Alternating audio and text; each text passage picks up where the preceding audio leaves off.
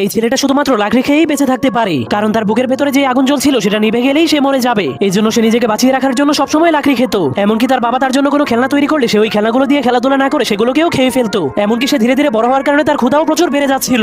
এই জন্য সে ক্ষুধা মেটানোর জন্য নিজের ঘরের ফার্নিচার এবং ঘরের চালকেও খেতে শুরু করে দেয়। কিন্তু একদিন যখন সে ঘরের পিলারকে খেতে শুরু করে তখন সেই পিলারের মধ্যে ফাটল ধরে যায়, যার কারণে পুরো ঘর ভেঙে তার উপরে পড়ে যায়। কিন্তু তার বাবা অনেক কষ্ট করে তাকে বাঁচিয়ে দেয়। তখন তার বাবার এত কষ্ট দেখে ছেলেটার মনটা অনেক খারাপ হয়ে যায়। এই জন্য সে কসম করে আর কখনোই সে লাকড়ি খাবে না। এরপরের দিন তার বাবা ঘুম থেকে উঠে তার ছেলেটাকে কোথাও খুঁজে পাচ্ছিল না। এজন্য সে তার ছেলের পায়ের ছাপকে ফলো করে করে অনেক উঁচু একটা পাহাড়ের উপরে চলে যায়। তখন সে তার ছেলেকে একা দাঁড়িয়ে থাকতে দেখে জলদি করে তার কাছে চলে যায়। কিন্তু সে দেখতে পায় লাকড়ি না খাওয়ার কারণে তার ছেলের বুকের আগুনটা নিভে গিয়েছে। এজন্য সে আগুন জ্বালানোর জন্য সেখানে ফু দিতে শুরু করে দেয়, কিন্তু তবুও কোনো লাভ হয় না। এজন্য তার বাবা অনেক মন খারাপ করে তাকে মাটিতে শুইয়ে দেয়। এরপর তার হাতে তার তৈরি করে একটা খেলনা দিয়ে দেয়। কিন্তু তখন সেই ঘুরন্ত খেলনাটাকে দেখার পর তার মাথায় একটা আইডিয়া আসে। এজন্য সে বুদ্ধি খাটিয়ে ছেলেটার বুকের মধ্যে হাওয়া দিয়ে চলতে পারে এমন একটা মেকানিক্যাল হার্ট লাগিয়ে দেয়, যার ফলে সেই ছেলেটা আবার জীবিত হয়ে গেলে তার বাবা অনেক খুশি হয়ে যায়।